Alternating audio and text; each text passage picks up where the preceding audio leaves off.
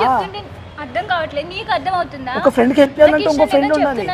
ఎందుకు ఇష్టం లేదు? నేను బాగానే ఉన్నా కదా అని నాకు అనిపించాలి కదా. సరే నీకు ఎప్పుడు అనిపిస్తుంది? లవ్ చేస్తున్నావా? ఎందుకు అనిపించదు అంటే నన్ను లవ్ చేస్తున్నావు అని అర్థం. మరి చేయట్లేదు కదా. ఎవరికైనా లవ్ చేస్తున్నట్టేనా ఫీల్? మరి ఎవరు లవ్ చేయనప్పుడు చేయొచ్చు కదా. మంచి జాబ్ ఉంది, మంచి ఎందుకు చేయవు? ఎందుకు నాకు మా బావని చేసు, నాకు మా బావని చేసు. నాకు ఎప్పుడు చెప్పలేదు. అమ్మకి రే తను అవద్దని చెప్తుంది. నాకు ఎప్పుడు చెప్పలేదు. నాకు అర్థమవుతుంది నువ్వు అవద్దని చెప్తున్నావు.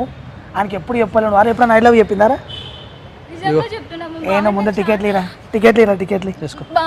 నాకు చాలా ఇష్టం, ప్లీజ్ ఐ లవ్ యూ. ఈ రోజు ఎందుకు చెప్పలేదు? నేను డేట్ బిద్దామని చెప్తాను. Sorry Baba, I love you. నమ్మకు రే, నమ్మకు.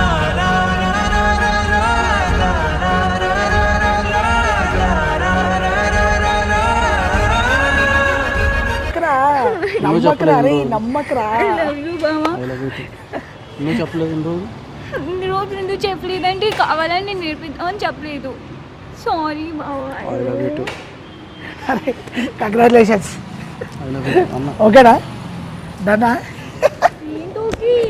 యాక్చువల్లీ మేము ప్రాంక్ చేస్తున్నాం. సారీ, కెమెరా కడద్దు చూడండి, కెమెరా కడద్దు అంటే మా ప్రాంక్ వీడియో చూస్తుంటాను మీ బావ.